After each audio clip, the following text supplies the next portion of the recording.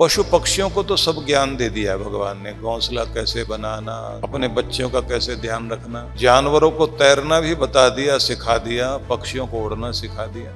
मनुष्य के लिए भगवान ने स्वाभाविक ज्ञान नहीं दिया, नेचुरल नॉलेज नहीं दी। सेवा के लिए जा रहे हो, सेवा नहीं है, तपस्या है बेटा। सेवा तपस्या होती है। तप करने के लिए जा रहे हो तो तप करने के लिए जाओ। वहां जाकर याद आएगी तुम्हें, पिता की याद आएगी, माँ की याद आएगी।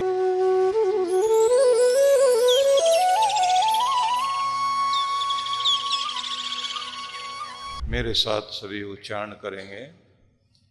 वंशीधरम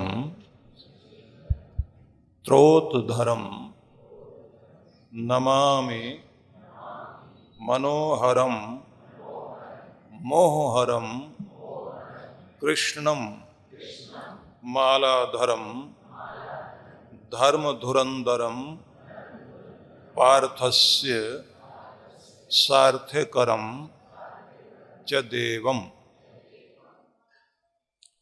आपने प्रणाम किया है कि जिनके हाथ में वंशी है और चाबुक भी हाथ में ले रखा है कि धर्म युद्ध में धर्म की जय हो सके, इसलिए अर्जुन का रथ हाँकने के लिए जो बैठे हैं। मनोहर रूप है लेकिन मोह हरने वाले हैं। प्रेम देते हैं लेकिन मोह को हरते हैं। गले में माला है, मालाधरम धर्म धुरंधरम। धर्म के जो धुरंधर हैं, शक्तिशाली धर्म के प्रणेता, जिनका अवतरण ही धर्म को स्थापित करने के लिए हुआ, ऐसे अर्जुन के सारथी बनकर महान शक्ति, महान देव जो कृष्ण स्वरूप है, उसको हम प्रणाम करते हैं। इसी में एक श्लोक और भी है, उसका भी उच्चारण करेंगे। कर्तव्य दीक्षाम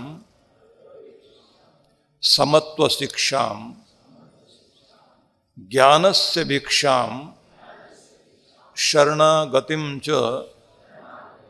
ददाति गीता करुणाद्रभूता कृष्णेन गीता जगतो हिताय।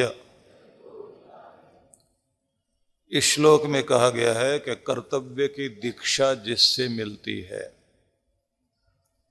कि जीवन का कर्तव्य क्या है, जिसके माध्यम से ये दीक्षा मिलती है और संतुलन बनाने की शिक्षा जहां से मिलती है। ज्ञान से भिक्षाम, ज्ञान का भोजन जहां से प्राप्त होता है, जो आत्मा का भोजन है। शरणागतिम च, और प्रभु की शरणागति कैसे पाई जाती है, यह जिससे मिलता है वह एक ग्रंथ है। ददाति गीता करुणाद्रभूता। गीता देती है ये सब, क्योंकि कृष्णेन गीता करुणाद्रभूता। जब कृष्ण भगवान को मानव मात्र पर दया आई, तब उन्होंने एक अमृत दिया कि जीवन कैसे जिया जाए जगतो हिताय, सारी दुनिया के कल्याण के लिए। मतलब कोई भी चीज बनती है, घड़ी हो, मोबाइल फोन हो, कंप्यूटर हो, उसको कैसे यूज करना है उसके लिए एक छोटी सी बुकलेट भी दी जाती है। अब इसी को इस तरह सोचिए, दुनिया बनाई, दुनिया जिसके लिए बनाई वो मनुष्य, पशु पक्षी। तो पशु पक्षियों को तो सब ज्ञान दे दिया है भगवान ने। घोंसला कैसे बनाना, अपने बच्चों का कैसे ध्यान रखना, जानवरों को तैरना भी बता दिया, सिखा दिया, पक्षियों को उड़ना सिखा दिया। मनुष्य के लिए भगवान ने स्वाभाविक ज्ञान नहीं दिया, नेचुरल नॉलेज नहीं दी। इन सब के पास एक नेचुरल विजडम भी है पशु पक्षियों के पास, और प्राकृतिक समझ भी है, विवेक भी है। इसलिए आप चाहे गाय, भैंस, ऊंट, हाथी तक को देखिए, पानी में अगर चले जाएं और ज्यादा पानी हो तो ये तैरने लग जाते हैं, पक्षी उड़ने लग जाते हैं। मनुष्य को घर बनाना सिखाया जाता है, उसको आता नहीं। चूहे को बिल बनाना आता है, पक्षी को घोंसला बनाना आता है, उनको कोई सिखाता नहीं। ये सब उनके साथ में जैसे इनबिल्ट कोई चीज होती है ना, कि ये इस उपकरण में, इस गैजेट में इनबिल्ट ये चीज दी जा रही है। ऐसे ही आप देखेंगे पशु पक्षी कीट पतंग जितने भी हैं, उन सबको इतनी नॉलेज दे दी गई, अपना घर बिल कैसे बनाना, पक्षियों को घोंसला कैसे बनाना, किसी को मांद बनाकर कहाँ रहना है, कहाँ से भोजन ढूंढना है, कैसे बच्चे पालने हैं, कैसे उनकी सुरक्षा करनी है। और इतना ही नहीं, उनको एक्सरसाइज करना भी सिखा दिया भगवान ने। कुत्ते को भी आप देखेंगे, बिल्ली को देखेंगे, जब वो कहीं बैठे हुए होते हैं तो उसके बाद जब उनको चलना होता है, काफी देर से बैठे हुए थे, तो वो पहले एक्सरसाइज करते हैं, उसके बाद चलते हैं, फिजिकल एक्सरसाइज। पंजों को आगे ले जाएंगे, फिर अपना धड़ पीछे ले जाएंगे, फिर अपना धड़ आगे की तरफ करेंगे। तो 2 आसन कर लिए उन्होंने। उसके बाद में फिर अपनी गर्दन को हिलाएंगे और फिर पूंछ को ऊपर करेंगे कि अब दौड़ना है। तो उनको भी ये नॉलेज है। और तो और जो छोटा सा बच्चा है उसको भी एक नॉलेज दी गई। आपके बच्चे को भी नॉलेज है, छोटे से बच्चे को। जब तक वो समझदार नहीं होगा, उसको समझ नहीं आएगी, तो आप देखते हैं कि वो पलने में लेटा हुआ है तो अपनी साइकिलिंग करेगा ऐसे। ये इनबिल्ट नॉलेज है, आपके शरीर में पहले दी गई। फिर वो बच्चा जो करवट लेता है इधर उधर, तो वो सब क्रॉलिंग करेगा। ये सारी चीज उसको भोजन पचाने के लिए है, इतना ज्ञान है। लेकिन जैसे ही आदमी बड़ा होता है, फिर सेठ जी काजू खाते रहेंगे दुकान पे बैठे बैठे, हिलेंगे डुलेंगे नहीं, बाद में डॉक्टर ही हिलाता है। तो सब कुछ हमें भगवान ने कुछ ऐसा ज्ञान दिया है जिसका प्रयोग करते हुए हम अपना कल्याण कर सकते हैं। लेकिन पशु पक्षी कीट पतंग, इनको ज्यादा नॉलेज है अपनी जिंदगी चलाने के लिए। उसके बाद एक स्थिति आई कि आपको एक जिंदगी दी गई, आपके लिए संसार दिया गया, तो फिर उस जैसे गैजेट के साथ में कोई ना कोई बुक लेट होती है, तो ऐसे आपके लिए भगवान ने पहले वेद दिए। वेद के साथ ऋषि मुनियों ने उनकी व्याख्याएं की, उपनिषद आदि। लेकिन मनुष्य है, समझता नहीं। तो फिर भगवान राम आए, उन्होंने जीवन जी के दिखाया कि ऐसे जियो। मतलब कैसे कि धर्म को इतना महत्व दो कि धन सामने हो, राज्य सामने हो, अपने धर्म का, कर्तव्य का, जिम्मेदारियों का पालन करने के लिए जिंदगी दांव पे भी लगानी पड़ जाए, वचन दो तो निभाने के लिए आप तैयार हो जाएं। जिस चीज के लिए तुम वफादार हो उसके लिए कुछ भी करना पड़े, अपनी वफादारी निभाओ। अपने देश को कितना प्यार करो। लक्ष्मण कह रहे हैं कि ये लंका कितनी सुंदर सोने की बनी हुई है, एक बार देखें तो सही अंदर चल के। और राम जी कहते हैं अभी स्वर्णमयी लंका न में लक्ष्मण रोचते। मैं मानता हूं ये सोने की लंका है, मुझे अच्छी नहीं लग रही, जाना ठीक नहीं है। क्यों? तो आगे उत्तर देते हैं, जननी जन्मभूमि स्वर्गादपि गरीयसी। दुनिया में स्वर्ग से भी बढ़कर अगर कुछ भी सुंदर होता है तो अपनी मातृभूमि सुंदर होती है। तो भगवान ने जी के दिखाया कि तुम्हें ज्ञान दिया, समझ दी, नहीं समझ में आया तो फिर हम तुम्हें उदाहरण देकर बताते हैं ऐसे जियो, कैसे जीवन को प्रेम करना, परिवार कैसा होना चाहिए। अब परिवार भी रघुकुल जो है, राम जी का परिवार, तो राम जी का जो परिवार है वो ऐसा परिवार बनाओ, तो उसके लिए एक शब्द आ गया, राम आयन। आयन मतलब घर, राम जी जहां बसते हैं, तो दोनों को जोड़ दीजिए, शब्द हो गया रामायण। रामायण मतलब राम जी जहां बसते हैं।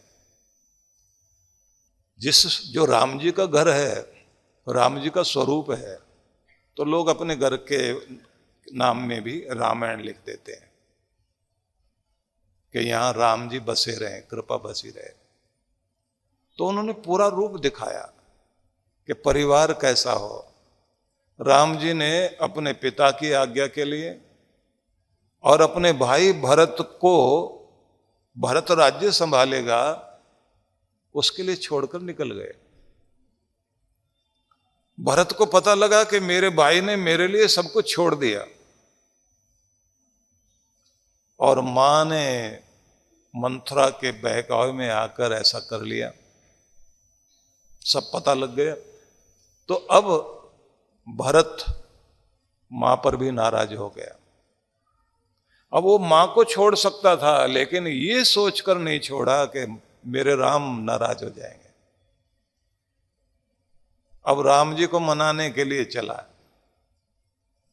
अब मनाने के लिए भी क्या क्या प्रबंध किया, मंत्रियों को लिया, तुम समझाना, सेनापति को लिया, तुम बताना देश पर संकट आ जाएगा, अगर आप नहीं हैं तो हमारे देश का क्या होगा। मंत्री जो बहुत अच्छा समझा सकते हैं, धर्म नीति ज्ञान कूटनीति, उनको साथ लिया, प्रजा के लोग साथ लिए, सबको लेकर चले कि राम जी को समझाया जा सके। राम जी ने स्वीकार नहीं किया। उन्होंने कहा पिता का आदेश और हमारे समर्थ राजनेता, हमारे सेनापति, और फिर तुम भरत, सब समर्थ हैं, सब संभाल लेंगे, जरूरत नहीं है मेरी। सब तरह से मना के देख लिया। भरत लौटना उसके लिए मुश्किल हो गया, तो क्या करता है, भाई की खड़ाऊ लेके वापस आता है। ये भारत में ही उदाहरण है कि 14 साल तक इस देश में खड़ाऊ ने राज किया। खड़ाऊ ने, गद्दी के ऊपर कोई नहीं बैठा, और भरत राजमहल में नहीं रहे, वो रहे जाकर नंदीग्राम में, एक गांव में जिसमें पत्तों की कुटिया बनाई, पत्तों का बिछौना, और जैसे राम जी सोते होंगे सर्दी में कैसे सोते होंगे, क्या ओढ़ते होंगे, वो सब वैसा इंतजाम किया। पत्तों पर ही खाना खाते हैं बैठ के। लेकिन राम जी का आदेश है कि अपनी प्रजा का ध्यान रखना, तो सारा काम करते हैं, लेकिन ऑर्डर देना है।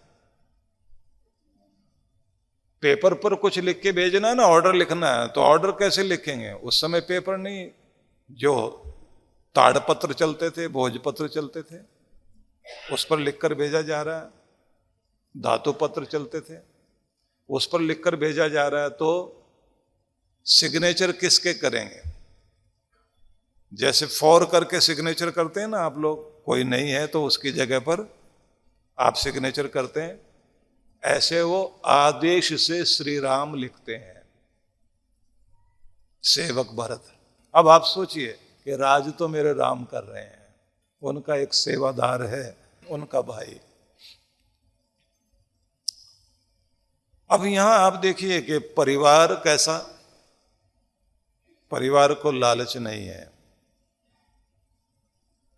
इससे भी मजे की बात, भरत की पत्नी मांडवी वो रहती है महल में, क्योंकि सब बहुओं को आदेश है यहीं रहना, माताओं की सेवा करनी, सबका ध्यान रखना, महल में भी कुछ गड़बड़ ना हो जाए। लेकिन वो अद्भुत युवती है। एक दिन रात्रि में कौशल्या मां ने देखा कि कोई छत पर टहल रहा है, तो आवाज देती है, कौन है वहां? तो मांडवी की आवाज आती है कि मां मैं हूं। बेटी रात में छत पर क्या कर रही हो? तो क्या बोलती है? नंदीग्राम की तरफ मुंह करके देख रही थी कि उस कुटिया का दिया अभी बुझा है या नहीं, क्योंकि जब वो दिया बुझा देते हैं तो उसके बाद ही सोते हैं।